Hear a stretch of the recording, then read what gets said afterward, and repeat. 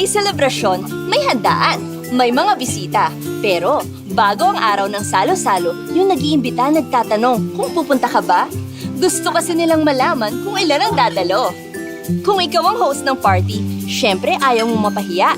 Dapat, sapat ang handa, hindi kulang. Sapat rin dapat ang mga upuan. Kung ikaw naman ang bisita, nakakaalangan naman kung nagkakaubusan na ng food. Hirap rin ang wala kang maupuan, di ba? Kaya, pag may salo-salo na pinaghahandaan, mainam na alam kung ilan ang dadating. Maganda ring mapabilang kung dadalo ka. Maraming pagkakataon na ang barkada ay may lakad. Pero bago ang araw ng biyahe, may nagpaplano ng lakad. Nagtatanong kung sino-sino ang sasama. Sa araw kasi ng biyahe, okay sana kung may sapat na sasakyan. Kasya lang ang mga kasama. Pero pag may hindi nagpasabing sasama, tapos sasama din pala, iba problema kung di magkasya sa sasakyang hinanda. Alangan namang umalis kayo na may mga gamit na iiwan.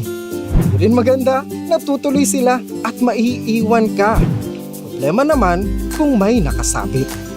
Kaya sa pagplano ng biyahe, magandang alam ang bilang ng mga kasama. Mainam na mapabilang kung sasama ka. Sa maraming pagkakataon, tama ang preparasyon kung tama ang bilang.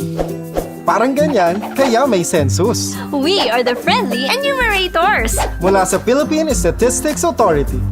Paopsan lang po, magtatala po kami ng ilang mahahalagang impormasyon tungkol sa mga naninirahan sa bawat bahay. Ito po ay para sa 2015 Census of Population. Panahon po muli upang magkaroon ng tamang bilang ng mga mamamayan. Pag tama ang bilang ng populasyon, mas napagaganda at naitatama ang mga plano at preparasyon ng gobyerno para sa mga serbisyo at programa nito. Mga serbisyo at programa na kayo rin ang makikinabang. Magandang pagkakataon nito upang kayo ay mapabilang. Huwag pong mag-alala, lahat ng impormasyon tungkol sa inyo at mga kasama sa bahay ay confidential. Kakatok po kami sa mga bahay ninyo. Madali kaming makikilala, karamihan sa amin ay may uniforme. Ang pinakamahalaga, kami ay may tamang ID mula sa Philippine Statistics Authority. Sa araw ng aming pagdalaw, tandaan, hindi po kami maniningil. Wala rin po kaming ibebenta sa inyo. Konting panahon lang po, magtatala lang kami ng mga sagot nyo. Karamihan sa mga tanong namin ay para mailista ang inyong mga pangalan, edad, trabaho at ilan pang mahahalagang mga bagay. Aalamin din po namin kung ilan kayong naninirahan sa bahay. Hindi namin itatanong kung ano ang hobby nyo o kung sino ang paborito nyong artista. Hindi na rin po kailangang maghanda pa ng merienda. Ayaw po namin kayong maabala masyado.